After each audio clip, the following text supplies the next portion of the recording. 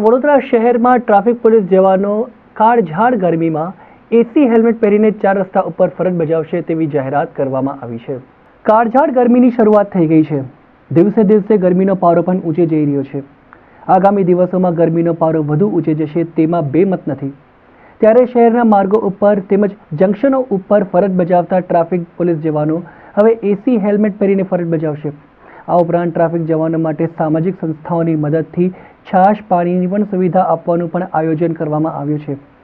વડોદરા શહેર ટ્રાફિક વિભાગ દ્વારા 400 જેટલા જવાનો ફરજ બજાવે છે।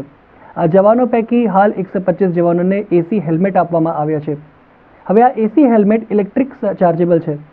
એક વખત બેટરી ચાર્જ કર્યા બાદ 7 થી 8 કલાક ચાલે છે। ઉનાળાની કાળઝાળ ગરમીની શરૂઆત થઈ ગઈ છે। આગામી દિવસોમાં જોવા જઈએ તો ગરમીનું પ્રમાણ વધુ વધશે। ત્યારે શહેરના જંકશનો ઉપર ફરજ બજાવતા ટ્રાફિક જવાનો અસહ્ય ગરમીનો ભોગ ન બને તે માટે તેઓને એસી હેલ્મેટ આપવામાં આવ્યા છે।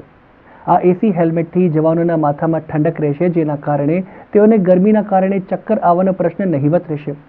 આ એસી હેલ્મેટ ગરમીના દિવસોમાં ટ્રાફિક જવાનો માટે આશીર્વાદરૂપ પુરવાર થશે।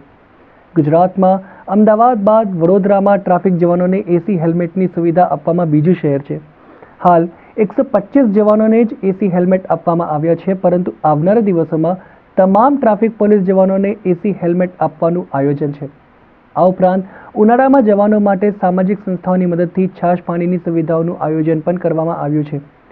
ઉનાળાની કાળઝાળ ગરમીમાં બપોરના સમયે માર્ગો ઉપર વાહન વ્યવહાર ઓછો રહે છે, ત્યારે શહેરના ટ્રાફિક સિગ્નલો બપોરે 1 થી 4 બંધ રાખવાનું વિચારાઈ રહ્યું છે, જેના માટે વડોદરા મહાનગર સેવા સદનના સંબંધિત વિભાગ સાથે ચર્ચા કર્યા બાદ નિર્ણય લેવામાં આવશે। ટ્રાફિક જવાનોની સાથોસાથ શહેરમાં ટ્રાફિક જવાનો સાથે મદદમાં રહેતા ટ્રાફિક બ્રિગેડના જવાનોને પણ છાશ પાણીની સુવિધા આપવામાં આવશે। વડોદરા શહેર ખાતે ભર ઉનાળામાં ધોમધકતા તાપમાં ફરજ બજાવતા પોલીસ અધિકારી કર્મચારીઓને ગરમી ન લાગે અને એમના બોડીનું ટેમ્પરેચર જળવાઈ રહે એના માટે 125 એસી હેલ્મેટ નું વિતરણ કરવામાં આવેલ છે, જે તેઓ ટૂંક સમયમાં જ પહેરવાનું ચાલુ કરશે।